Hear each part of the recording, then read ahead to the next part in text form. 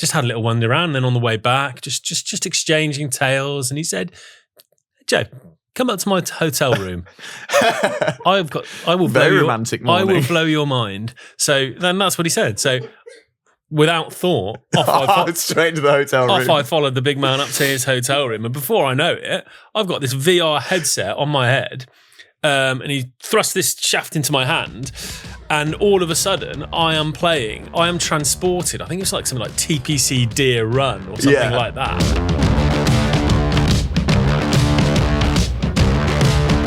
Hello and welcome to another episode of Kickpoint, the Golf Gear Show. Thank you for joining us for another hour or more of gear equipment chat. Joe, we're back in the studio and it's Ryder Cup Friday. How are you? Excited. I think it's going to be a good one. Very excited for the event. Very excited to see how the crowd treats a few of our players. Oh, I know. Weirdly, that's the bit I'm more looking forward to than the actual golf. I'm looking forward to the New tension York abuse. The kickoff. It's intriguing.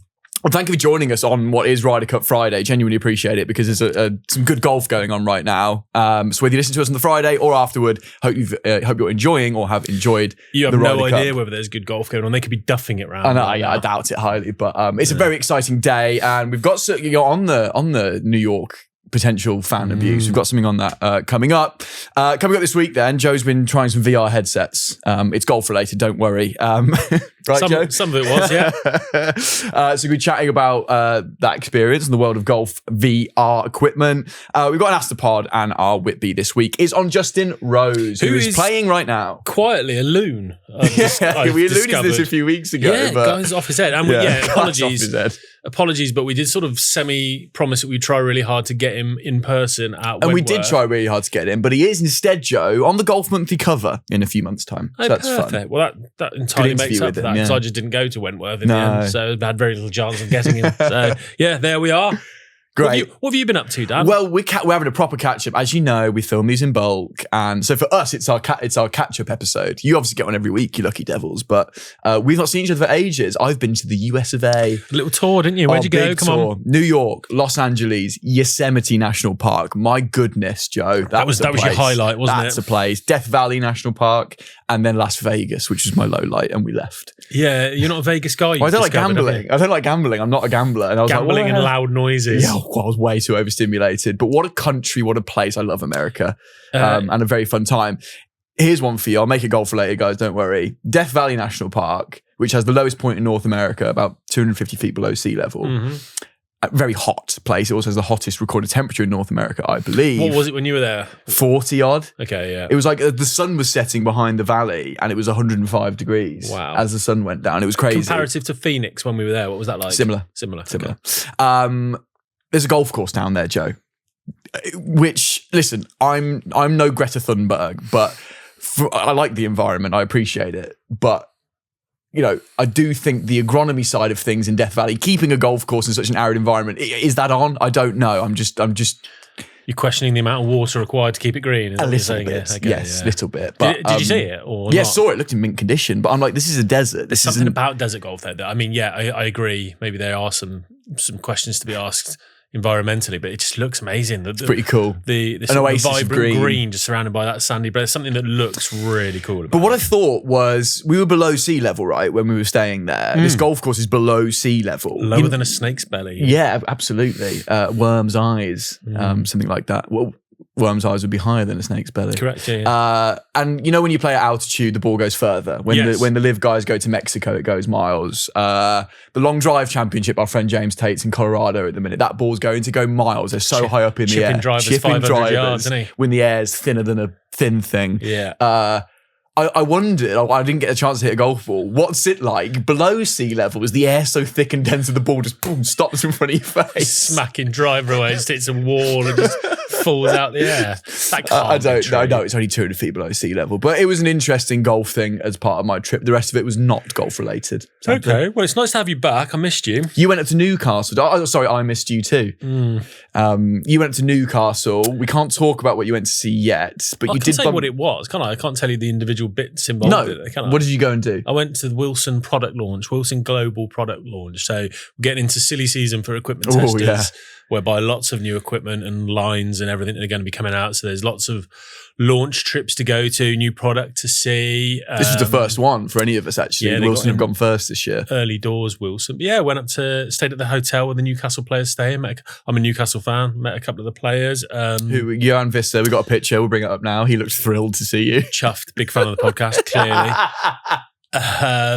What else? Yeah, we went and played Close House. That's an interesting golf course. Very up and down.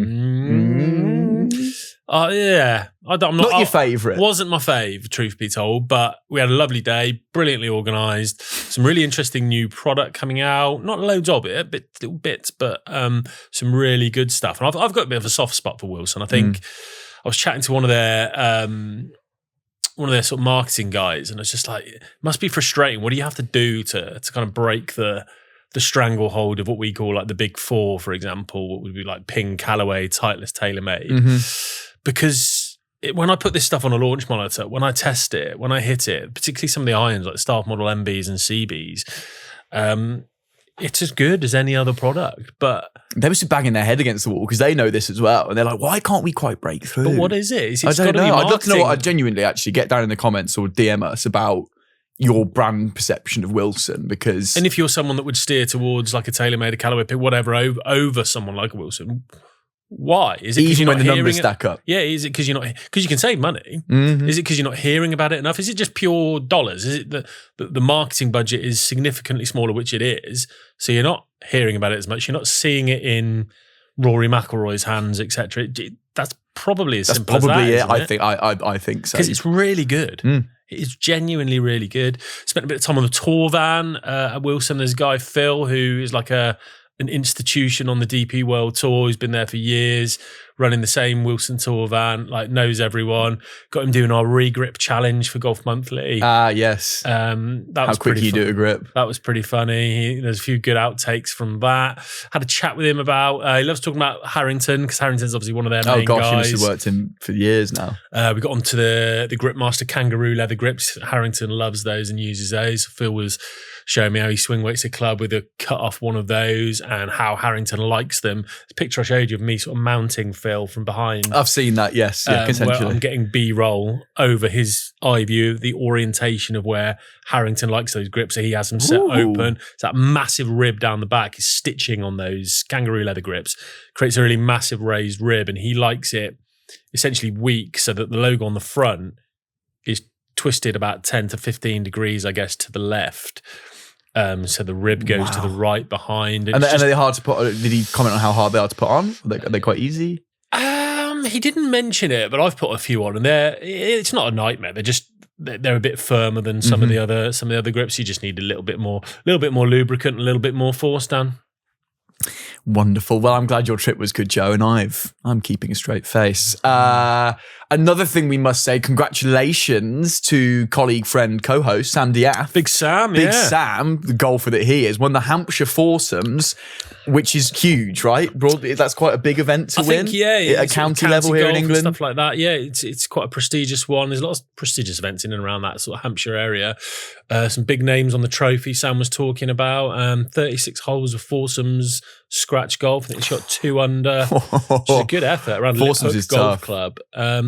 He's just a good golfer, Sam. He's a good golfer. Justin Rose congratulated him, the man of the episode, as it were, on Instagram. Sam's from Northants Golf Club, that's where the link Rose is from. So he saw that and popped up on Instagram. So that was cool. And he whacked some Avodas in, didn't you say? I know he got fitted for them, and he went straight into them and won the Hampshire Foursomes. That's good for you, Avoda. Well done. We should do a Whitby with Sam at the moment, because he's a chaos in there. For everyone listening, this is relevant. He's a gear tester, gets access to everything in the world.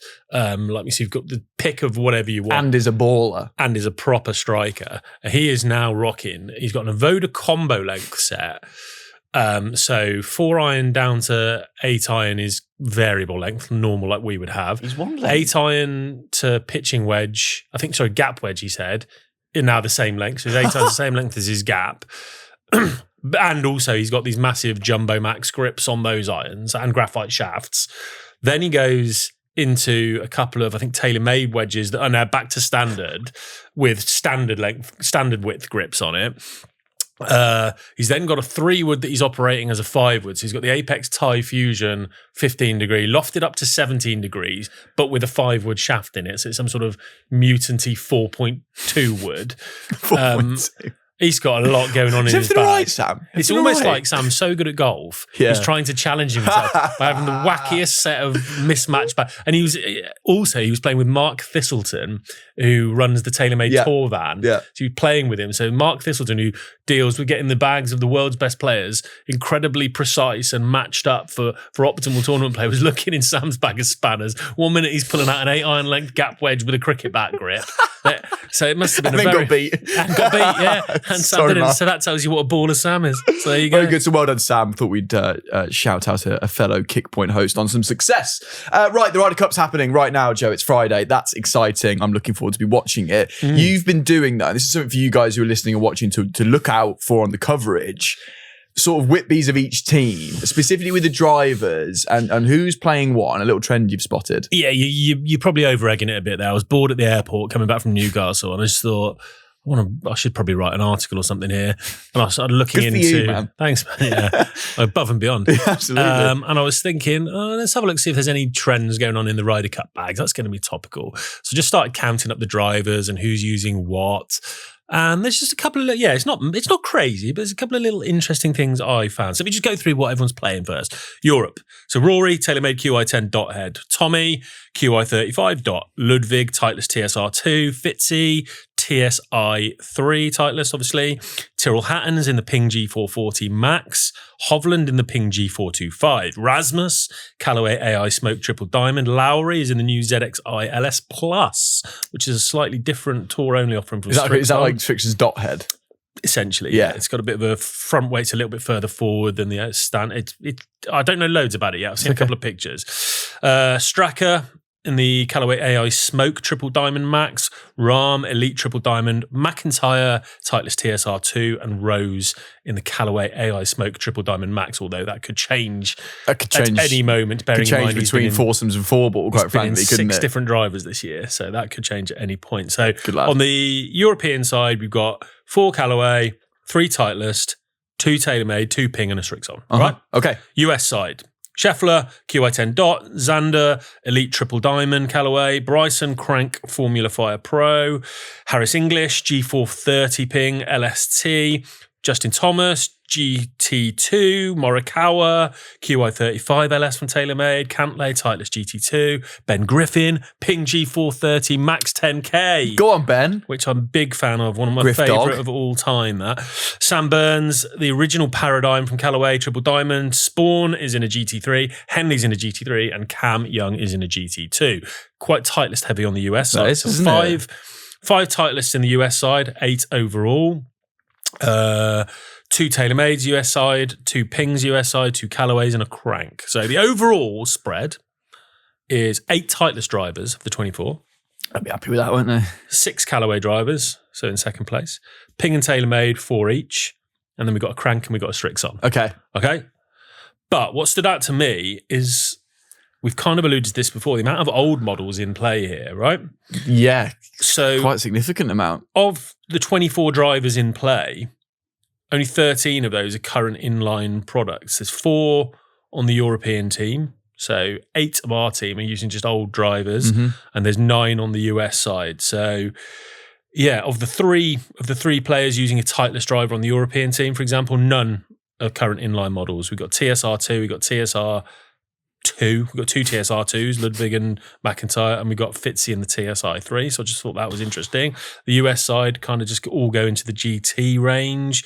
Of the 4 TaylorMade drivers in play, only 2 are current. QI35, 2 of the QI10 models. Of the 6 Callaway drivers, only 2 of the current lineup, Elite Triple Diamonds. So you got 4 out of that 6. Even Ping, there's 4 Ping drivers in play, only half of those are current inline products. I don't quite know what to make of it though, Joe, because I think we had this conversation maybe in March time when we realised that now the new product was out, not many people were in it yet. And we were like, let's just wait, they'll get in it. We're now in September, 6 months later. Not much has changed. I'd say that's fair. I think, I don't think it's outrageous to say QI35 has been a slight disappointment for TaylorMade in driver. Yeah. I think Tommy was the first win with the Tour Championship. I think the first PJ Tour win of the year, which is unheard of for someone like TaylorMade. That surprised me. And yeah, I don't know what the message is. Make of it what you will, but it feels like at the moment, we've been saying it for a few years. Has technology just got to a point where we're not making that progress in driver anymore? We can't see any higher ball speeds, and people are just valuing that familiarity, that scar tissue that's built up. And yeah, I don't know. It feels like tour players are digging their heels in a little bit more to me. I think perhaps a few years ago, whether their contract said it or not, they maybe folded over to going in the new drivers, or they probably found they were about right. Maybe they're actually like, now listen, lads, come on. Maybe every 2 years I'll do it, but I'm not going every year for you. I'll be part of your team and I'll talk about the product and I'll put the new head covers over the old driver. Correct, as they do, which I really enjoy. That's one of your favourite things. One of my favourite things to look at, which says a lot about me, doesn't it? So yeah, I don't know. Make of what you will, but good work, Joe, on looking at the Ryder Cup bags. And if you see anything over the weekend that's interesting in the equipment world during the Ryder Cup, get in those comments, DM us. What I will say is we'll try and keep our eyes out. US side, all the Titleist guys are GT range. None of the Europeans are. None of the Europeans. I mean, there's no logic to it. It's just completely, I don't know. Maybe the US Titleist reps are just much better, doing a lot better job than the Maybe European Lucas Bro, who fitted me. Yeah, Lucas Bro. What a great surname, Bro. Lucas Bro, wasn't it? That's a cool surname. Anyway, good work, Joe. Now, tested this week is a little bit different. You kind of, I left to go away. We'd planned these episodes, and I've come back and looked at the planning sheet. Just turned it on his head. And I've just seen in tested this week VR headsets. And I thought, okay, where's this going? I had a very loose idea what's going on here. Help me out, Joe, and help the folk out. Why are VR headsets in tested this week? Right, let me tell you how I came across them. So I was up in Newcastle at the Wilson launch event. Alex Etches, who a lot of you might know, golf YouTuber, very popular fellow, lovely guy, one of my favourite guys on any of these trips, brilliant fella. We decided to go for a romantic walk on the first morning because we weren't getting picked up till 11. So we just had a little wander around Newcastle. That's cute. Just That's had nice. a stroll down by the quay. I've never been to Newcastle. Is it nice? Brilliant city. Yeah. Went up to the stadium, just like a mile from the hotel, went in the club shop, bought a few bits. Lovely. He'd never been there, so it was nice to show him the home of football. Just had a little wander around, and then on the way back, just exchanging tales. And he said, Joe, come up to my hotel room. I will blow your mind. So then that's what he said. So without thought, straight to the hotel room. Off I followed the big man up to his hotel room. And before I know it, I've got this VR headset on my head. And he thrust this shaft into my hand. And all of a sudden, I am transported. I think it was like something like TPC Deer Run or something like that. Right. It was unbelievable. Like, it was the best. Help me out with this. Really? Honest. So go on. Just describe what made it so. Right. So you obviously, if you've been on any VR headsets. I've been on VR. One of my housemates at university had one. Yeah. And I went in it, and it's very immersive, especially when your headphones are in. Yeah, you can really be blocked out. So I understand how good VR can be and how it can transport you. Yeah. I can't understand how you can play golf in it to any kind of level of realism that quite frankly isn't just Wii Sports Golf. And quite frankly, I'm not entirely sure how either, because I don't know the technicalities of it. But it did, is what you're saying. Yes, it was called Golf Plus, the one I used. And I've got some on the way, so we're going to go into more depth on this. You and I are going to play some of this. This is good. And what's the headset? Just a just a MetaQuest headset. Yeah. It's got a little attachment so when you swing it doesn't flail about and stuff like that. But yeah, you're so immersed in this course, and the graphics are fantastic. And the stick, the grip that they've got you, I mean, you can get different ones, but the one that Al got, he got quite an upgraded one, which has it's almost like swing weighted. Stop it. Honestly, it's only. How big is it? Like half the length of a 7-iron or something like that. So you've got the grip. And then your controller sits in a cradle. So the controller that you'd normally be pressing buttons on sits in a cradle. And that's got a sensor about kind of how fast it's moving and in what direction and stuff. It's a proper shaft, so you could change the grip to whatever. If you're a multi-compound guy with 3 layers of tape under the right hand and you're into your VR. Which I know you're going to do when probably you get this, will by be the doing way. that. Yeah, Absolutely. Absolutely. Oh. And then But so you're thinking of where you just make a pass at a ball and the ball just flubbles. You can hit draws. You can hit fades. No. You can hit knockdowns. You can Golf Plus. I think they've got it in association with like they've got a deal. I think Srixon and Cleveland. So you can go into like the pro shop and change your clubs. You can get different models. So I can, in the game. I need a bit more forgiveness here. I'm going to go ZX5. Do you physically walk into the pro shop? I don't know the deal of it, but I think probably you do. Quite honestly, they've got stuff with I think it's Stitch Golf or Swag or something. So you can pick the head covers for your bag. Oh, now we're talking. You can pick your out. Now I'm on board. You can sort yourself out and look as cool as you want. And honestly, the putting, they started off as a company who were doing crazy golf or putt-putt, I think they call it, don't they? Where mini golf. That was how they got into VR of just doing some mini golf ones. Then they just thought, well, why can't we expand this? And they licensed a few courses. And it is, honestly, there's leagues. So Al's in a league. He's got a handicap. He's a +2. On this, it's mate. He plays more virtual reality golf than he does normal golf. And think about the UK now, coming into the stinking winter where you're going to be trudging around in your FootJoy boot or whatever else, knee-high mud. It's coming, freezing cold. What better than maybe just going and playing a nice course in the States in your living room, and you can walk it if you want. You can walk it. You can. You click the button. Or you can. So you don't just get transported from ball to ball. You can if you want. What do you do? Just march on the spot? March on the spot. You can walk the whole course. Yeah, you can. You can pace up and down the line of your putt. Read it from behind. You could go wherever you like. Did you walk into any walls? Did you start walking in real life? And Alex was like, "Listen, mate, Al had a great tip. Here. So in the hotel room, he said, "Put your bum against the bed."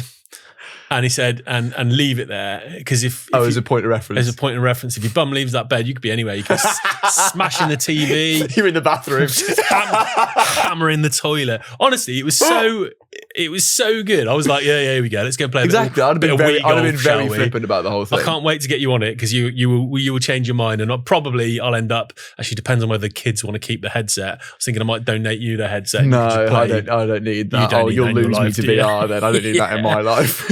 So that was fascinating. So I've got a couple more questions about it. So you said you can hit draws, fade. So you can obviously field that. What about like a bad strike? Like surely any movement's going to roughly, the ball's going to go like distances. Was it going your stock numbers? Yeah. So you in your bag, you can go into your caddy bag, select a button, and it will say. And I'm assuming, I think Al had his yardages preset by maybe like a range session or whatever this. So it tell you your 8 irons a 164 club, and it will kind of caddy for you and put that club in your hand if that's where you're going. But you can also go, no, I don't want to be pin high. I want to be like back of the greens in a nice uphill putt. So I'll go up to 7. Proper course management. And how does it know? Stuff. But how does it know? The speed and I don't know. So does it calculate all of that? Like if I've got an 8 iron and I only go back to there, i.e., I don't know, 60%. It'll calculate your speed. It'll figure that out. Stuff like that. But the strike thing, I'm not sure of. I think you kind of just predetermine that you've got a good strike. I guess. I don't think we'll find out when we have a go with it. We will find out a little bit more, but unless I was just striking it fantastically. It even had my wipey fade down. I was just Did it? Yes. A horrible weak. You can't even escape from that in the fake VR. world. No.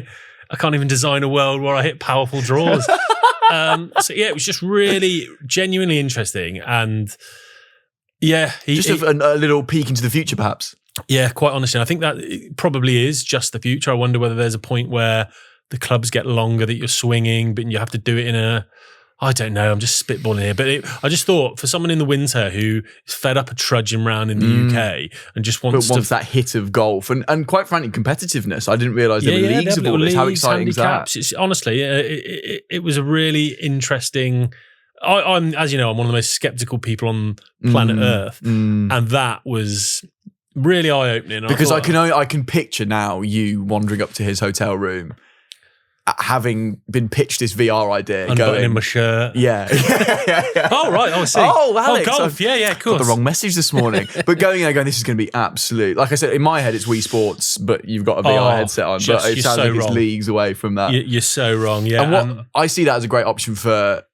we've seen people trying to build it. I see loads of YouTube videos on it, building the best home setup where you need space, you need a net, you need quite an expensive launch monitor, you need this, and this, and it still isn't quite feeling that great because you're whacking the ball into a net. I guess at least there you're hitting one physically. This is an option to get that hit of indoor golf, of winter golf.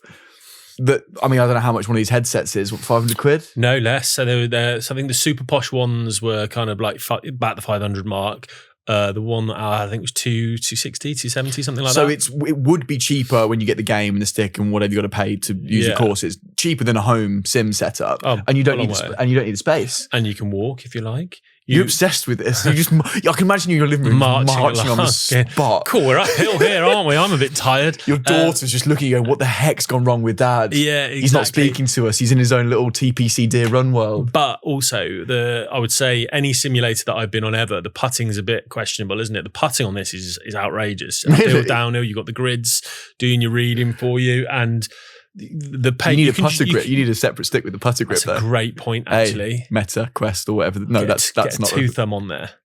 Get my little two thumb. Do my prayer grip. That's a really good start point. Prayer gripping on a VR game. Yeah, that's a good point. So that's something for those game manufacturers to work on, eh? Yeah, just genuine. Yeah, the putting, brilliant. I could feel as soon as I hit it, because the depth perception you get by being in it. You know, sometimes when you look at a simulator screen, you're like, 20 feet or yes. Well, you're in it. You're the world's around you, isn't it? You're just looking at a 20-foot putt, and so excited to know try how this. to. You will love it. I promise you. You'll be all like, you and Reese will just be. Me and Reese may not see the light of day again. I'm pretty sure you could probably play in maybe I'm saying something you can't do here, but like link it up and play like in a 2-ball online. It's two separate headsets in different houses. I'm sure that must be a thing. How exciting! But yeah, so what a time to be alive, guys. So the other thing I spoke to someone else. Have you seen the Ryder Cup prep? I have, about the heckling. Yeah. Is this linked to this? I can't say yay or nay, but I spoke to a chap who was involved in the VR. Luke Donald's done a VR preparation session for Bethpage, and this chap was telling me all about it. And essentially, what they wanted to do is create the most realistic environment to prepare the European team for the inevitable heckling and abuse that's going to come from some lively New York fans, and you can have your own opinions on that. But they're all about leaving no stone unturned, aren't they? So I'd heard about this. Other guys had gone in for a session, got on their VR headsets, and I wanted to know a bit more, so I found out. And apparently, literally what happened, they went out, this company was tasked to do it, went out and basically found the guy with the thickest, strongest Long Island accent in the world and just offered him some money for the day to come in and record some of the most personal insults about, their family, their appearance, their kids, what's going to happen with that shot, you suck. Yeah. Like, just spend all day. The abuse in the world. Yeah, so he's got to do this like 12 times for each player, tailored to their weak points, and just really try and push the buttons. And the lads are then clearly, I think there's going to be a documentary comes out on the preparation. It's going to be fascinating. It's going to be in it, and they're just going to be stood there with their headset on, getting abused to within an inch of their life, to kind of get them in the mindset of how to deal with that. I guess to desensitize for when it inevitably happens. And they're at Bethpage. So you're at Bethpage, and you've got this guy who's sat in a recording booth for a few hours hurling abuse at you. That's getting piped in. So like to this VR experience. Picture this. So you close your eyes. You're in the VR. Picture you're at Bethpage. Oh, a bit nervous. Hey Dan, you suck. Hey now Dan. That man's being mean. That's not very nice. You can't even say nothing. You say nothing. Hey Dan. You always say the word broadly. Hey, Dan. It's going to go personal now. Sorry. So you're there getting all of that abuse. And probably worse that we're not going to say on this podcast. Correct.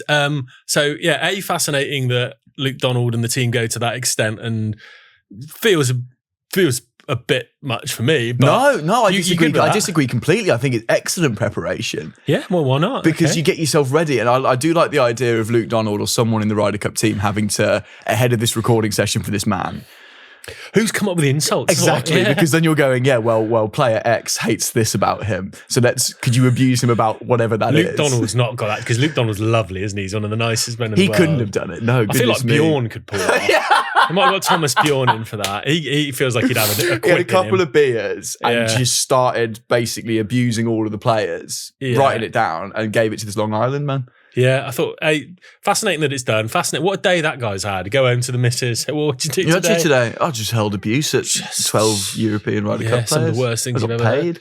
So great preparation, great use of VR. Really interesting. And a fascinating look about more indoor golf. And we're going to have a go on that. We'll record a video on it, or we'll bring it on the podcast next time we film. I can't wait to try that, quite frankly.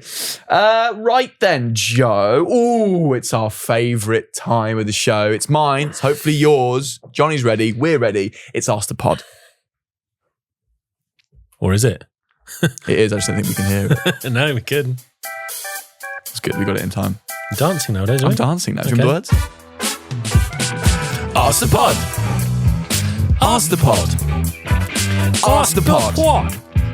Ask the pod. I'm walking here. It's probably offensive. Probably is. Thank you. This is our favourite time of the show. Hopefully yours as well, because it's when you get to get a question answered by us. But before all of that, Joe, I'd like to go on to some correspondence we've had over the last few weeks since we last recorded. Is that okay? Yes, please. Right, last week, remember I bought in, now my dad's, he's been given them, the Ping i2s that me and my uncle bought on Facebook Marketplace. I know where you're and going we didn't know why there was a plus. I think I did. I let myself down there. Because it's really obvious when I saw the YouTube comments, and I thought you'd know that, but that's fine. The plus, Joe, means they are legal grooves.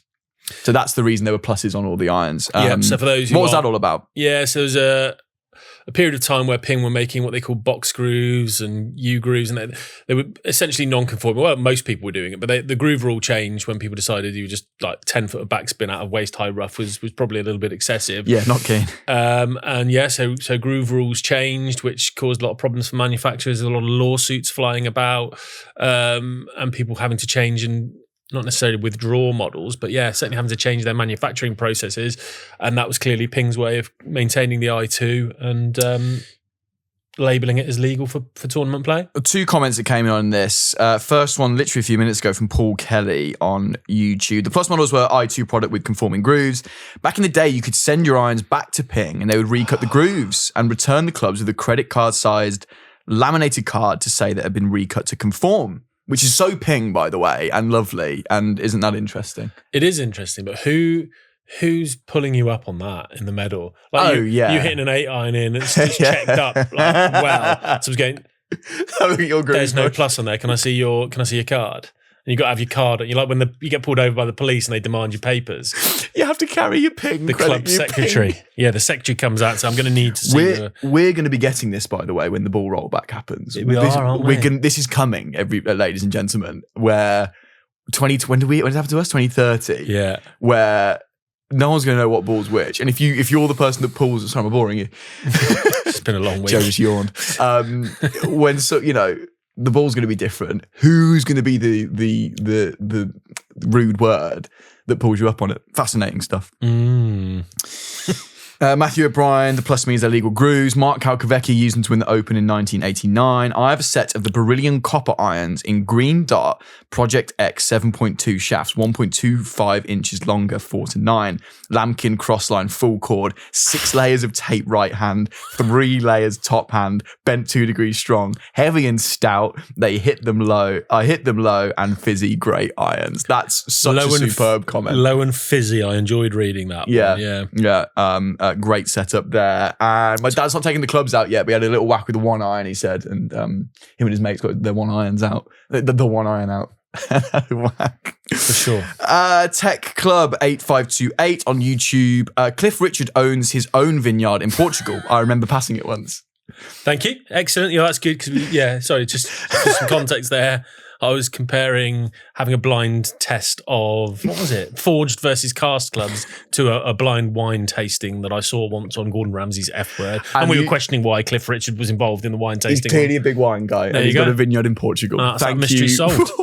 Just seeing that comment appear on our feed really made me chuckle. Just out of context. That shouldn't be there. But we know exactly what you're on about, Tech Club, and we appreciate you letting us know. The actual Ask the Pod this week comes from a repeat emailer. Oh. Munro Barkley Miller's back. Oh, here he Remember is. this? This is from the British Masters episode. Hello, chaps. Before I get into it, he's obviously emailing us between a shoot or a hunt or something like that. Well, sadly, Joe, I say sadly. Before I get into it, unfortunately, I do not have generational wealth to my name. Sorry to be the bearer of bad news. Exactly what a man with generational wealth who's trying to keep it quiet would say. Carry on. No Kickpoint sponsorship from the Barkley Miller estate. Anyway, writes Munro. Thank you for getting in touch again, by the way. Just wanted to write in and ask for some advice. Having recently relocated further north to the heart of the great city of Manchester, my golf game has taken a back seat. That was before Pitch opened up a brand new location 2 minutes from my gaff. house for our American viewers. Yes, and again, something that someone with generation wealth would say is, what sort of slang could I chuck in here to make them think I'm one of the people? I'm on to you, I Miller. believe you, Monroe. Joe's a hater. Now that I have access to an indoor golf facility and a TrackMan, what are the numbers that I would want to be focusing on, as well as ball flight, etc., to make use of this technology? For example, what's the optimal spin rate, launch angle, descent angle? What should I be looking out for? Any and all help is appreciated as always. Keep the pod going. Much love. Monroe Barkley Miller, brackets, the first. Very good. Good. This is a good bit now. I'm enjoying it. Very good, but a really interesting question, kind of links slightly to the indoor chat we just had about VR. And there's pitches in London, there's one in Birmingham now. There's all these indoor places opening up that people have to rely on in the winter. Or if they live centrally in the city, is there only access to golf? What should they be looking out for, Joe? It's a good question. It is a good question. And like, you might hate the answer, but it's one of those, it's very player dependent. And it is, because like, I would love to sit there and go, okay, Barkley, you need to make His sure. name's Monroe. He's Barkley to me. A lot of posh people go by their surnames, don't they? At Eton. So Barkley. Barkley Miller. MBM. MBM. Very good, MBM. That's his initials. Very good. So if I were to say, like, the terms get thrown around a lot. So spin rate wise, everyone always likes to make things really easy in golf. You go, oh yeah, if it's a toe hang putter will open and close and blah, blah. We've got all these, a shaft with a soft tip will kick and hit it high and spin it. And similarly with things like spin rate, people like to say things like, well, you need to get the same in thousands as the club you're using. So 7 iron, 7,000, 8 iron, 8,000, blah, blah, blah. Well, that's great for a certain club head speed and a certain delivery type. But if you're swinging it at, I don't know, if you're swinging it at a 7 iron at 60 miles an hour, which would be relatively slow, and you're spinning it at 7,000 revs per minute, that's significantly too much. That you're not going to be proportionate to your swing speed. That 7,000 revs becomes excessive. So you must be doing something in your delivery and strike to create that amount of spin, which would be incredibly counterproductive to your distance. Similarly, if you're someone who's swinging a 7 iron at 110, some animal like our pal James Tate, who probably swings it at more, and you're spinning it at 7,000, that would be quite low for someone generating that level of club head speed. So that would be quite a flat ball flight, shallow land angle. You're not going to have an awful lot of control. So it totally depends. And it's not just speed. Some people with steeper attack angles into their irons might be generating more spin than someone with a shallower clip. So what I would suggest doing is just investing in, there goes, is that a doorbell or a fire alarm? That's a doorbell. It's a doorbell. What about a doorbell in a massive office? It's the kick point doorbell. Well, okay. MBM's at the door. We've got a special guest. MBM's at the door. He's come to give us his generational wealth. Yeah, that'd be great. What I would suggest is kind of a calibration session. So go and see a pro. They've got a lot of pros at these pitches, haven't they? Coaching pros and fitters. Yes, they do. And things like that, whether it's pitch or another venue. Go and get some baseline figures. Speak to your pro and find out. Yeah, and there's other ways of going about this. There's other good things that you could do. You could kind of get a baseline for your driver swing speed now, and if maybe you want to do some speed training, and then you can clock it as you're going through your sessions, so you can keep a track on, okay, is my speed training working, is my gym stuff working, but moreover, the data points you're talking about of launch angle, of spin rate, of descent angle, things like that, there's so many relevant parameters that you need to keep an eye on, but that will depend on your specific speed, your specific delivery. And again, if you're being really thorough, you kind of want almost like a full bag appraisal and go, okay, look, these are going to be your benchmark stats. Keep an eye on whether things are note them down. Note them down. When you do go back to pitch or wherever it is afterward, you've then got you can idea. You're not going in completely blind. Correct, and you can see an anomaly cropping up, or you can see a pattern developing that's, crikey, that's not where my coach or whoever, or the fitter said I needs to be. I need to work on this, for example. But also you can highlight areas of your game. Some of the best stuff that I ever did in wintertime was with TrackMan was just go on those combine tests. Have you ever seen a combine test? No, what's a combine test? So particularly on TrackMan, which I think Pitch use, but lots of other launch monitors have their own versions of it now, where it basically gives you a rating. So you'll start off, I think it was from memory, 3 shots from a yard. So you start off with 3 shots from 60 yards. 3 from 70, 3 from 80, 3 from 90. Then it goes to like maybe 110, 125, 150, 190, and then driver. And then you repeat it again. So you kind of hit, I think it's 60 shots or something like that. 60? Yeah. 6-0? 6-0. Not with each club. Like as a total. So you'll hit 6 with each. And I think it's 10 yards. Yeah, that's fine. And it rates you on proximity to the hole. So obviously the closer to the yardage you hit, you get a score. And you want to be, obviously, your left to right when you set your target, you want to be as tight. So it'll give you proximity to the target in carry distance, and it'll rate you out of 100. So you've got a quantifiable thing there. You could do a combine test at the end of every practice session and go, okay, where am I? How's my strike? How's my distance control? How's my line control? You might start at 62 or whatever, and it'll give you a handicap as well. So you've got something to shoot at there. So keeps it all measurable. There's so many good things you can do, and there's so many more people now coming from. Look at like the Højgaards, people come from Nordic places where you can't play golf for 6-7 months of the year, who are doing a lot of their stuff. A lot of the Korean golfers are learning their trade on launch monitors, indoor golf and stuff. In South Korea is like 50% of their golf, or even more potentially. They've got like little cafes of it, basically. They're everywhere, on every street corner. Apparently. Yeah, and again, they do kind of leagues and handicaps and stuff indoor. Like it's great, and I think. Again, I'd have been one of those people skeptical at the start, saying, like, it's not real golf. It's you haven't got grass, you haven't got the elements, and you haven't. But what you can do in a sterile condition, in that sort of sterile environment, where you haven't got those variables that might be creating some idiosyncrasies in your swing, for example, like if I practice for an hour into a stiff breeze, my ball position goes back, I start leaning on it and get steep.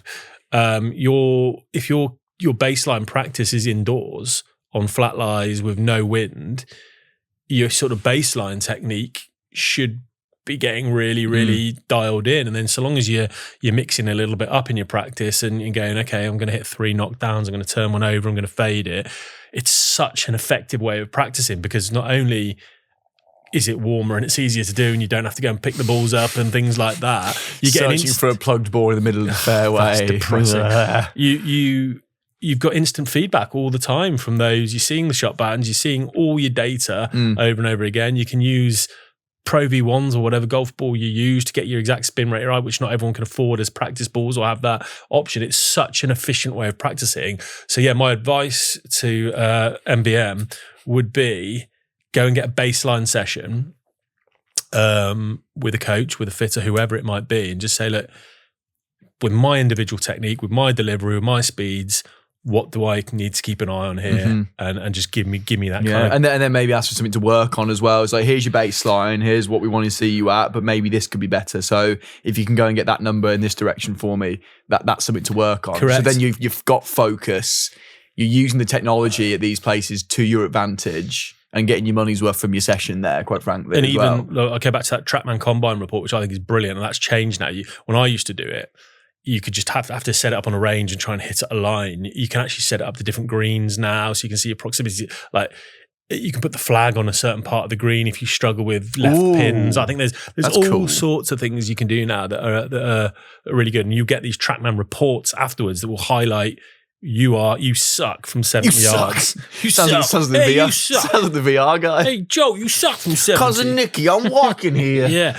So it might be really, really on the ball from 80 and 90, but 70 might be just that black hole where you just haven't got a shot, and it might highlight not only your technique from that area isn't what you need it to be. You might highlight a loft or a yardage that you haven't got covered in your little wedge matrix. So read those reports. It's a statistical world out there now, Dan. Yeah, really good advice, I think, for MBM there specifically, and for anyone who's going to be playing a lot of indoor golf. I forget about people who live in big cities, like centrally. I know you can get on the tube or on the whatever it is and get out and play golf, but for a lot of people, they might not have a car in the city. It's hard to get out and go play golf. So these places are great. That's a great way to use them. I think it's the Eagle Club, maybe something like that. This guy basically just bought a massive warehouse, and I think there's something like 20 odd TrackMan bays in there, massive putting green in the middle, bar.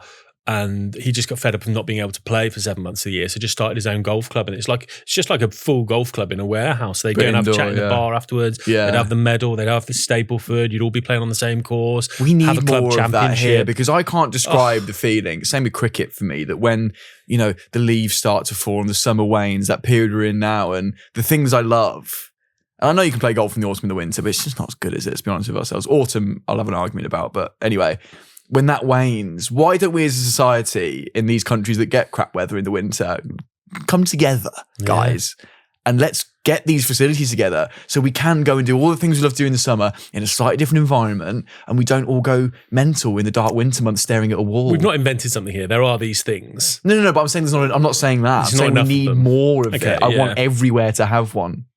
Joe. Yeah, no, I like it. And I also like how MBM is claiming that he's in like a slum in Manchester and he's having to go to pitch. He's out at his estate and he's just converted the barn. He should just buy pitch. Yeah. Just get yourself a pitch, MBM. For goodness sake. Great advice, as always, Joe. Thank you very much. Now, before we get on to the What's in the Bag, Justin Rose, I want to talk about an offer that never ends, Joe. And one I haven't spoken about in a while. I saw a comment on YouTube. It was Someone did it. Angry Doesn't that mean we can stop? Yeah, no. It means it reminded me to keep doing it. Angry Scottish golfer on YouTube, who's a regular commenter. And why are you so angry? Well, he's not angry. His comments are lovely. He's not that angry. I know. That's why I was so surprised. He's never angry. Anyway, he says he got the Never Ending magazine deal. And I thought, I've not reminded the folk about that. And we've got new people are watching us in the minute, Joe. So. And right now, it's Ryder Cup Friday. This is our Ryder Cup issue. It's a very good issue. Rory McIlroy's on the cover. And I'll talk about the offer in a minute. But for $6.99, Joe, you get 3 things. So I think I'd get out to your big Tesco, your WH Smith, whatever it is now, and get this for the weekend, right? Hold that for me, Joe. Has this offer changed then? This feels like... No, I'm not doing the offer yet. I'm just talking about the issue that's out right this second that I think is a great accompaniment to the Ryder Cup. Right. So you get the mag, which is all the normal good stuff, and 2 supplements. The Ryder Cup supplement. Creatine. Vitamin C. The Ryder Cup supplement. Let's talk about the Ryder Cup. This is very timely. I'd get out there now. Pause this and leave. And my favourite thing, we do this at the Open as well here at Golf Monthly with the magazine, is a stroke saver of the golf course, right? So you can sit at home. Pick it up with the camera, Johnny. Is that all right? Can the folks see that? Yeah, good. If you're listening, tough melons. It's a very specific yardage book, like the caddies get for Bethpage Black, so you can get an even more in-depth look at the course while you're sat in front of the telly today and all weekend. And that's just $6.99, Joe, for all of that. That is genuinely cool. But do you want to hear a better offer than that? Go on. Because that's what we do here at Golf Monthly, Joe. 3 of these issues of the Golf Monthly magazine, which occasionally come with supplements, some do, some don't. If you happen to be in the subscription cycle for this, you'd have got it. 3 issues, Joe, for £5. It's the offer that never ends. There's no rush. Shut the front door. I know, right? We're going to go bankrupt for it. So yeah, it's great, isn't it? Really good. Run out and get this now. That's cool. I like this. I've got this, by the way. So I am going to sit there with my stroke saver over the weekend. I'm going to sit and look at my stroke saver all weekend. Stop it. Yeah, you. Anyway, to get that offer, www.magazinesdirect.com/kickpoint. 3 issues for £5. That one's $6.99 on its own. So you do the math. Justin, you need to be more enthused. I am enthused. I can't be as enthused. Come on, man. I've already taken advantage. So I know the benefits, but maybe, I should be more enthused. Yes, go do that. Justin Rose, what's in the bag? What did you call him earlier? A loon? Yeah, the guy's... A loon. I've not heard that word for a while. The guy's gone. So... The guy's gone. So he's had an interesting equipment history. I sort of first I was a bit of a TaylorMade fanboy back in the day, and Justin Rose was big TaylorMade guy around that sort of SLDR era. Became very entwined with friend of the pod, Adrian Rietveld, when so he was sort of, I guess, kind of Rose's first, one of the main guys he worked with on a really personal level to start with. And I watched a couple of things about how in-depth their work is and how precise Rose was, kind of loft adjustments on wedges to within 1/4 of a degree to see the ball speeds he was looking at. And one of the first guys I saw was so technically minded, but in a modern way, and understanding the adjustable hosels and wanting to know everything about everything he could eke out, and very on brand for Rose. And that's when I first sort of became aware. Then he had that little brief period, remember, we went to Honma, that sort of ill-fated... while he was world number 1, right? Or he was doing really well. Yeah, he was world number 1. His TaylorMade deal came up. I'd simply love to know the actual ins and outs from the horse's mouth, from him and TaylorMade, why that deal ended. Whether it just expired and he went, cool, I'm going to try something else, or they were like, no, sling your hook. I'd love to know what happened there. Because it made no sense to do it at the time. No, it didn't really, and you see that a lot, don't you? We've spoken about it before on the pod. Some of these poor equipment choices that have cost people a few years of their career, and I'd argue that cost him good year or two of his career, kind of getting that back on track. And look at him now, right? He's still playing some of his absolute best golf of his career. How old is he now? He's a bit older than you. 40. I think he's 45-ish, isn't he? Yeah, something like that. He said that's 2 important years gone there, and he had a quiet while of it, quite frankly, and I wonder how much that he did. That like you said, he was it. at the absolute peak. So yeah, it was a questionable thing. But I mean, this isn't bad mouthing Honma. Honma have made some great stuff. Some of their irons, in particular. There's other people that have played them very successfily. Free agents have just chosen to play the Honma irons. Laurie didn't work with him and Rose. Played them for a while. I remember Blandy, I think, was a Honma guy for a little while. But I think it was more the driver. I think that was causing him some problems from memory. But yeah, interesting that that sort of, there was a glimpse into the mind of a man that was open to experimenting with different things equipment wise, and he's just gone bananas with it over the past couple of years. He's full equipment free agent, plays whatever he wants. He's made to be a free agent. His brain is built for it. Do you remember we've had this discussion before about how kind of Adam Scott and Justin Rose are just living the same life, like both sort of well-dressed, turned out gentlemen, lovely golf swings, turned out to be massive equipment nerds, have basically won and played the same amount of events in their careers. One major each, both in 2013. Just it's eerie, isn't it? Eerily parallel lives. And now they're both in their phase of equipment free agent. They're just going bananas on the equipment front, which gives me something to talk about, which is great. Can I pull you up on one thing before you get stuck in? Oh, please do. It's 2013 US Open winning clubs. Yeah. Last week we were at Northants in the Justin Rose room. I think we all collectively agreed. We had the whole Golf Monthly team, a bit of the Golf Monthly team there that week, and I spoke to some of the lads in the bar. One of the ugliest sets of equipment you've ever seen. So the 2013 US Open winning bag. This is absolutely right. Had the R1 driver in it, which had that really weird bottom to it. I don't think that's even the biggest crime in this bag. But do you remember the top to it? Yes, no, that was it. It had the stripe going through it. Yeah, That's what I'm thinking of. Racing stripes on the top and a little clock dial on the bottom. That's it. I'm thinking of the clock dial. It looked like if you went to sort of my littlest girls class now and said, right guys, we're going to have an hour and we're going to design a new driver. Here's a couple now make it more fun. And that's what they would come up with. It was a good driver. Like, it was pretty interesting. It looked terrible. I'm talking pure aesthetics here, because it was the R1, an RBZ Stage 2 Tour fairway which was fine, but that was certainly all the of worst. A sudden you've introduced a yellow. Yeah. There was a red in the R1, like an orangey red. Yeah. There's now this sort of palish yellow. Yeah. There was Rocket Blades Tour irons in there, which weren't pretty things in my opinion. Man. But the biggest crime is the ATV TaylorMade wedges, which you told me were also just not very good. Yeah, dreadful. Like, really, they were in that stage where TaylorMade was having a tough time with making any ground in the wedge department, which has changed now. Mill grind night and day, really MG5 versus ATV wedges. Goodness me, there's been some changes. High gloss chrome and these mad sort of racing stripes. They were obsessed with racing stripes. There was like the sole cut back on itself. There was a cut, like an undercut sole. It was just, I mean, he should been granted another major for winning one with that. You should get that's why it tickled me, because it's beautifully presented in the Justin Rose room at Northants. You're like, oh wow, those. That's not the bag of a major winner, quite frankly. Putter, do you remember the putter? Oh, it was a prototype. Was it on a? No, I'm sure it was a. It was a Spider Blade prototype. Yeah, Spider Blade. With like a big long red grip, and it was like the half black, half white head. I mean, this bag that was in TaylorMade's era of creating putters. I'd absolutely hammering this era of TaylorMade here. I think it's fine now. It was over a decade. I think ago. Everyone's over it. Yeah, the white hot smoke putters. Yeah. God, Mike, the paint that fell off that. I looked at it and some paint fell off. You took it out. No, it's gone again. Yeah. We digress. It was just funny seeing that as a major winning bag. But for the right now, Joe, what are we looking at? Well, strap yourself in. This is going to be about an hour and a half. So drivers this year, I'll tell you. So this year alone, he has been in a Titleist GT2, Titleist GT3, a Titleist TSR, a TaylorMade QI35 LS, before winding up just before his most recent win on the PGA Tour in a Callaway AI Smoke Triple Diamond Max. But in addition to that, at the Open, he spent a significant amount of the time testing an old TaylorMade M3 driver that he had.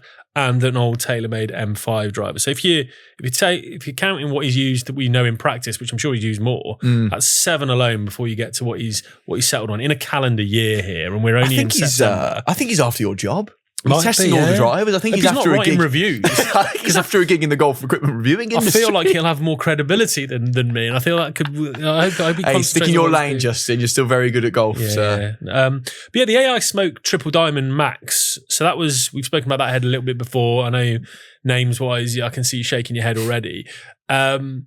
That was an interesting head. So that was essentially like TaylorMade's QI10 or Q35 dot head that became very popular. People seeing it on tour, kind of a blend of the low spin and the core models. But Callaway released it. Callaway just went, right, there's been some demand for this. We're seeing it on the forums. Let's release a limited run. Then they released a few more and they were out in fitting centres. It's become almost mainstream of that driver. But I found this intriguing that this went in the bag just before his win. I think was start of August maybe when he won that event, so not that long ago. And I just assumed it would have been an old model that he'd had for a while, that he tried back in the day last year, and thought, right, I remember that, I like that, that's what I want to see. Yeah. But no, he had that built up on the Tuesday of that event. So Callaway still had obviously stock of that head on the truck, even though it was a legacy product. And he's gone on, requested that particular head to be built up, tried it on the range on Tuesday for a bit. Never used it on the golf course because he got sick, didn't play the Pro-Am on the Wednesday, and just chucked it in on the Thursday and won the event. And I just, mad, didn't it? I thought that was very interesting in the sense that obviously it must have been a heck of a range session for him to go, that's the one, we'll go with that. But yeah, just that he went on the truck and requested a legacy product to be built that week. Makes me think, like, yes, like you said, is he on the forums? Has he got some sort of pseudonym? He's in on these, WRX forums, in with all the geeks like us. Yeah, maybe. Where are you, Justin? Who are you? Yeah, who are you? But yeah, the one sort of common theme seems to be shaft-wise. Most of those that I've seen him trying have all been in the Mitsubishi Diamana, the whiteboard, the new whiteboard, the 63TX, 65 gram-ish raw weight, 3-degree torque, pretty low torque. So that's kind of like your... If we're bringing it back to Ventus, that's kind of like your Ventus black product. So low launch, low spin, very stable throughout. Funny how you use Ventus, and I think it's because we talk about them a lot, but funny how you use Ventus as like the one that I think everyone understands the most. Yeah, because everyone understands because it's clear, its colours. Yeah. But it's interesting. I like how you use that. Thank you. And I think it's just tour usage, isn't it? It's the one that we see more than anything else. So yeah, that's where he is in his driver at the moment. Be interested to see if that maintains. I've seen it in, when he was playing the events leading up to the Ryder Cup, it seems to have stayed in, but you just never know when he gets to Bethpage, sees something different and wants a different shape or a different flight. So I would suggest there'll be a few of those drivers traveling with him as options.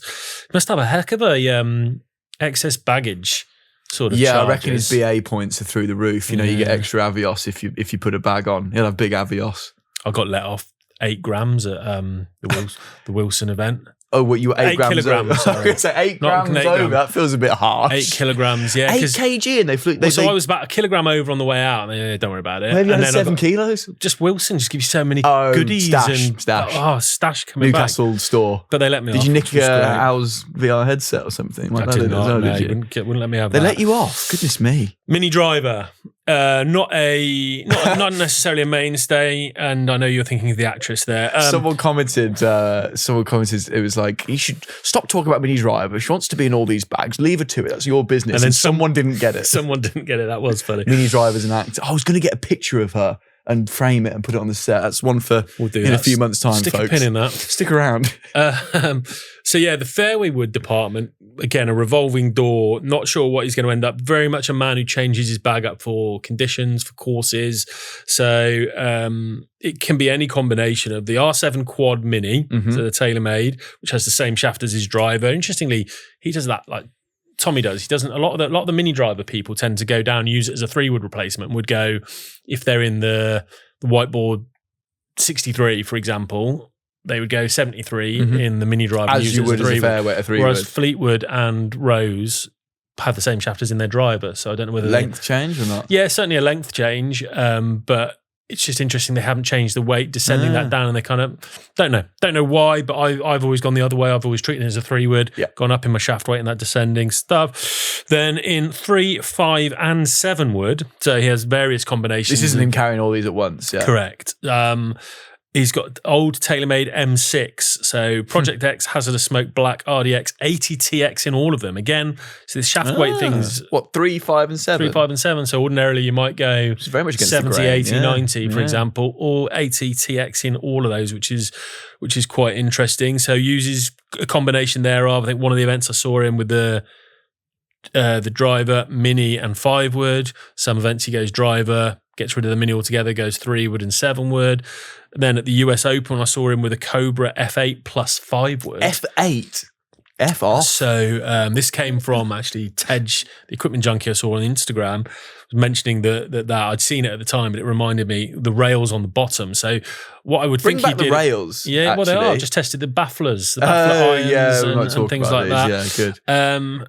Rails on the bottom. And do you remember? This is a throwback to the Blandy pod, where Blandy said that Rose had said the USPGA or the US Open, whichever one it was, you need a club to chop it out of this rough here. And he recommended a 9 wood or a 7 wood, I think it was, to Blandy at the time. And that stuck in his bag. So Rose has obviously just got a very specific club out the bag here for that rough at Oakmont, 5 wood with rails to cut through the grass. Yeah. And he's obviously looking at that because I don't think I've seen him with that anywhere else bar so just as a He's got a US Open club. He's got a little US Open club. Did I tell you about the scythe I made once at Precision Golf? No, go on. Chap came in from Walton Heath and was always in the heather down the side of the rough. It's tough to get out of heather. It's really dense and grabby. For those who've never played in heather, it's like small trees instead of rough, just thick branches, and you're in it, and you've got to play it. The best thing you can do generally is get a lob wedge or whatever and try and hack it out above the down on it. Yeah, down on it and hack it above the heather as quickly as possible. This guy had come up with an idea, like he was fed up of giving up so much yardage out of the heather, because when you get a lob wedge, you can only extricate it 60, 80 yards or whatever it was.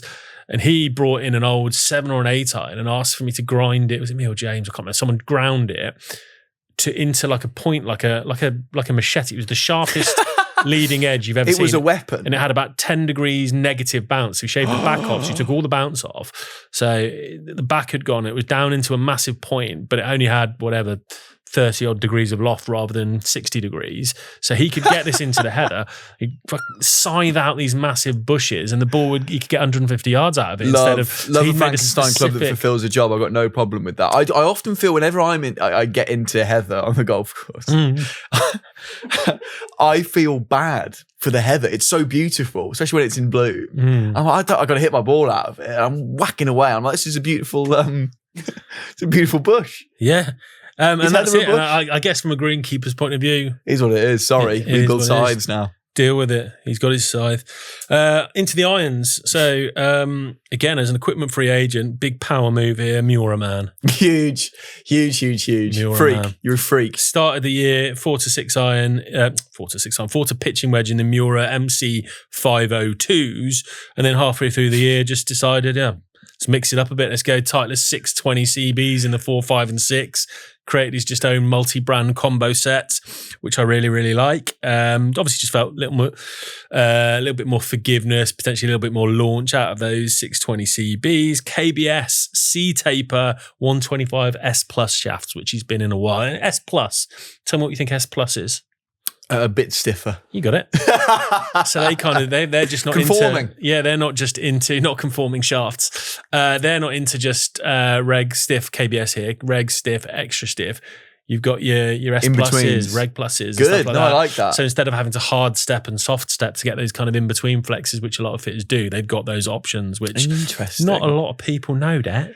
Gosh, he's like my number one I want on the pod now, because I've just why did you do that? Why did you change that so suddenly? Why have you got so many? There's so many questions. This is interesting. Don't get me wrong, I'm fascinated by this, but God, I want to know what he's going on in his little brain. He's almost the pinnacle, because do you remember a couple of times I've moaned about some of the younger players aren't as into their equipment. Ain't got a scoob what's going on. Because they haven't had to like fiddle around like some of the older players had to try and craft and grind and stuff to get stuff to be how they want it to be. There's always been the options for younger players to do that. He's in that era where you still had to do that, so he's fascinated by what can be achieved. And he's also, again, I've sort of occasionally moaned about the the less successful or decorated players not knowing enough about their equipment or not being as into it as possible to get the most out of it. Well, here's a multi-Ryder Cup major winning former world number ones. That's about as good as it gets. Who, once again, is another example of a man that's, I care about this, Cuff, because this important. Really affects my performance. And it's almost a linear graph. You almost see that comparison. The better the player, the geekier they are about their equipment. I used to think it wasn't quite the case. And even the ones that kind of act a bit like Dustin Johnson's like, oh yeah, I don't know. Talk to him, look in his bag. That is not the bag of a man that's not really tried a few different things out. Do you think it's cool to be into golf equipment? Yes, I do. Anything else?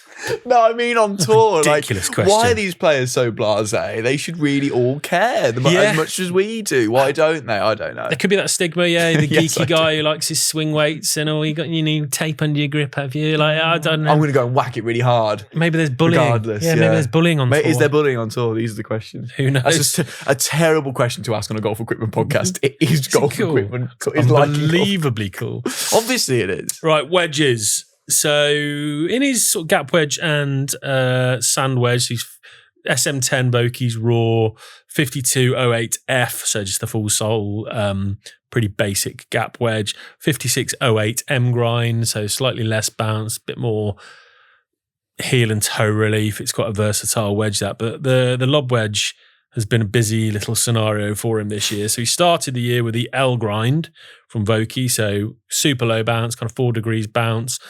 Pretty thin soled, load of relief all over that. Right before the Masters, he jumped into a Cleveland RTZ 60 low. Very nearly won the Masters, as we know. He very much did. Nearly spoiled the Rory party. Then we saw him testing TaylorMade Hito 4.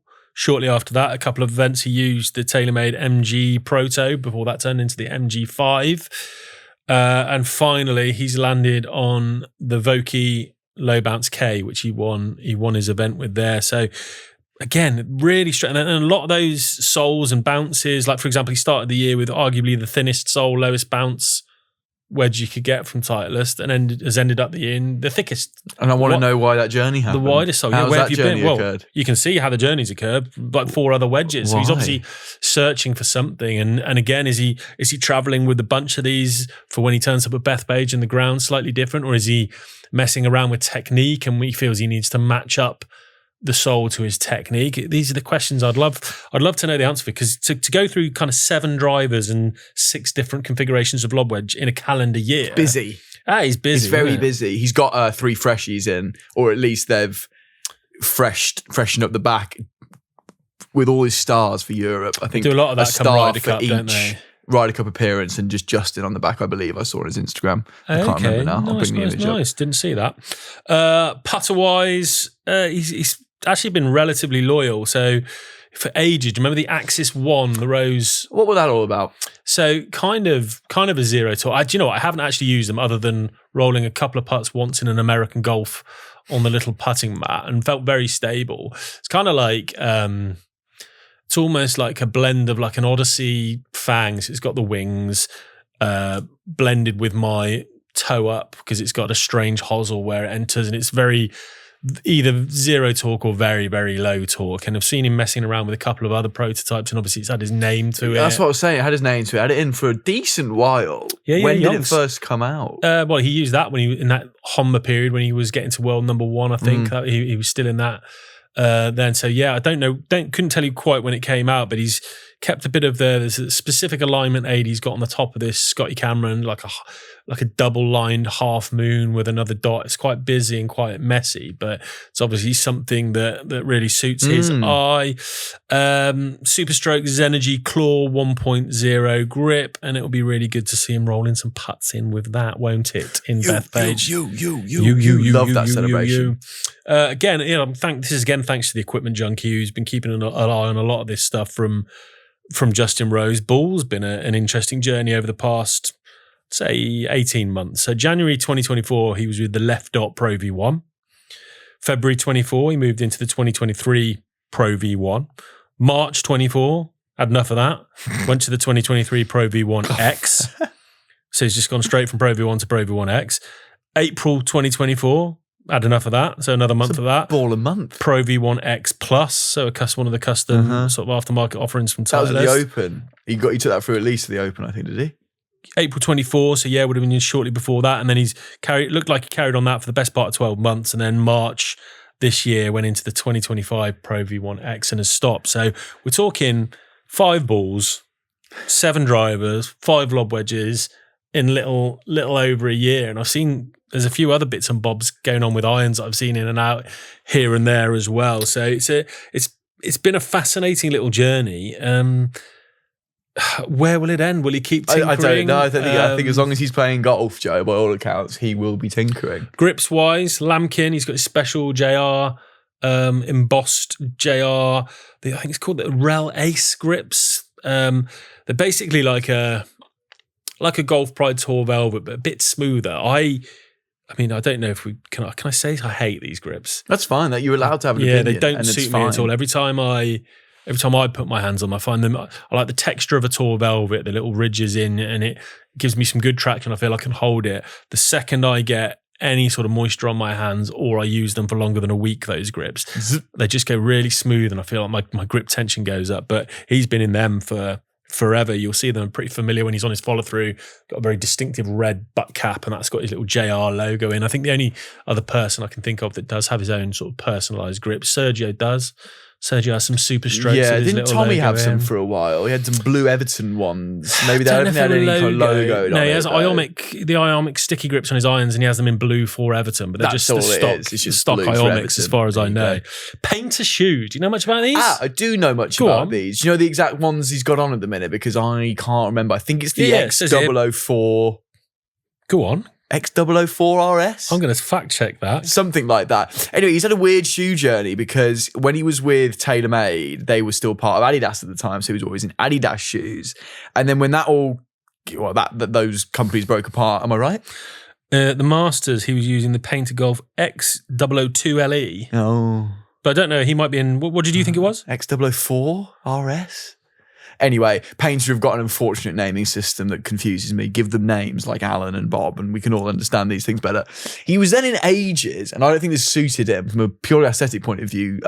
Nike. You're good. Was that right? Yeah, you were right. I'm a little. I see. You perv over grips. I perv over shoes. Wow, Fine. I like shoes. good. I like feet. Sue me. Go on. He was in Nike Jordan 1 lows for a while, and I don't think that suited his vibe.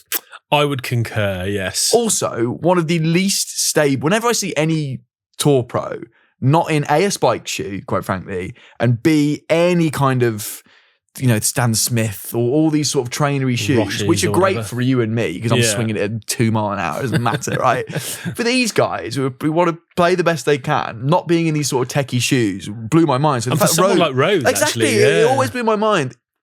He went to Puma for a little while, and then since Puma, he's now in Painter, which are some of the techiest golf shoes on the market. Bar, the level with your FootJoys and your Adidas's, these guys who make proper athletic sport footwear.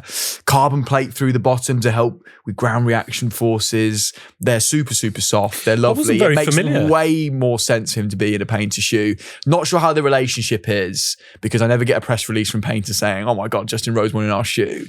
So how official it is, I don't know. But he's been in them for the best part of a year now, playing really good golf again. And it makes complete sense for someone like him to be in a techie spike shoe like Painter. Feels like he's quite thrifty as well, because they don't look that pricey. If he's buying them themselves, they're decent 140 value. quid, yeah. 150 quid. Some of them down to, your 004s you mentioned. I can get them online for under £100. Can you really? Yeah. The 87 SC was my shoe of the year this year. It's what Jason Day wears. It is the dogs. If you're after 87 87 SC. They look really clean as well. Oh, they do, yeah. They're a bit dearer. Still £180. Yeah, which for the amount of wear you're going to get out of them is impressive. But it makes complete sense for him to be in Painter shoes. When he was in Ashworth gear and these Adidas sort of like pumpy, not pumps, but you know the kind of shoe I'm on about, just blew my mind. I see Tony Finau in Nike lows that have got spikes in the bottom. I'm like, bro, what are you doing? You're swinging it very quickly. Do you think if he wasn't in those, he wouldn't have dislocated his ankle at 100% for a Augusta? start. But I'm just like, any of these guys not wearing proper spiked shoes just blows my brain. But whatever, we digress. No, I get it. And like you're right, that's very off-brand for Rose. Someone who's going through the detail of changing ball and everything else that many times to try and find the right stuff to put effectively a pair of slippers on. Pair of slippers on. Yeah. And have a knock. That is It was bizarre. Another question I'd love to ask him about his shoe journey. Another shoe journey that's taking place at the minute is Victor Hovland, who's gone back to the Roshis, Nike Roshis, which they don't even make anymore. I remember you having this discussion with the guys. No, Ping. You had this chat on that Nike tour van we went on the British Masters. Yeah. Why did that come up? Was he ever a Nike guy? Yeah, he's in Nike Roshis now. Oh, now? Okay. Yeah, but he went away from them for a while. To Puma. Started to Puma and something else. Got a deal with Puma. It's like, yeah, I'm take a bit of money for this. Yeah. They didn't work for whatever reason. He's gone back to his old shoes. But to you, that's a weird move because there's no real tech in the Roshis. No. It's just a trainer. But he played really well in them. And I suppose if it's as we've spoken about before, the heel depth and whatever else he's used to. And he's an aim point guy. And if all of a sudden a different shoe gives you a different feel in your foot and you can't read a putt properly, I've had it. I read greens better in different shoes. You've actually hit on something very interesting there. If you're an aim pointer, your footwear is so much more critical than mine, isn't it? A consistent, because if your heels, if any of that, or the sole's thick and you can't quite feel the gradient of the ground. Some people do aim point, they can fit it through their hips or their knees. But if you're a foot guy, I tell you what, aim point, if they haven't, you bring out a shoe. Bring out a shoe. Can you imagine? The aim little point spirit shoe. level in the. Well, that's illegal. Yeah, that's illegal. But yeah, the aim point shoe that people would be marketable. Like this is we've scientifically designed this. What are you wearing today? Oh, the aim point shoe. The aim point 008C slow greens. You can have them for different green speeds. Oh gosh. Anyway, I'm less into that personally. Well, I think they should, and I think they will. Justin Rose is in very good shoes. That's Justin Rose, so keep your eye out because there's a very good chance everything I've said there will be. He might have changed shoes for this week. Might have changed irons. He's got a custom pay. I would love actually, and we've the cool walls died and been burnt, but I would love to get another thing from Hobbycraft, and we can cut out the players' faces. Just recycle that one, mate. It's over there. I'd give it a Viking funeral. And like the biggest gear nerds on tour, like the loons, as you put it. Yeah. I think we'd have Rose and Scott right at the top at the minute. I think every time we do a Whitby, we could place the player on the loon graph. This is we're workshopping this live. You know, off the top of my head, your who top else three would be going to be Rose, three? Scott, Charles Howell III, Retief, who we had on the podcast, he was probably ahead. Rocco Mediate loves a grind of his own stuff. The loon chart, we'll work on that. Have a loon chart, yeah. Well, just a Hall of Fame, we'll call it. Probably more, a little bit more. Probably polite. get more involvement from them if we call it that. Yeah, that's about all I've got. Thank you, Joe. That was really enjoyable. And then one of the good ones, Justin Rose. We like him as a bloke and as an equipment guy, but we don't like his US Open winning back, as you've so brutally dismantled it. Hideous piece of work. And that's it for this week. We will let you go and watch the Ryder Cup, won't we, Joe? We will enjoy it. Yeah. That's all I've got. I felt like I was building up to something there, and I just never finished it. Enjoy it. Go Europe. Yeah. Next week, Joe, sausage putters. Yes. Yeah, that'll get you coming back. No more info, just sausage. Can I say it's a sausage that goes both ways? Yeah, you can. And the What's in the Bag in person with you and Ferguson when we're at the Ryder Cup. The meeting of Fergusons. It was Ferg on Ferg next week. So look forward to that. So go away, go enjoy the Ryder Cup. Thank you for joining us on this very special day, and we'll see you next week. Goodbye. Bye-bye.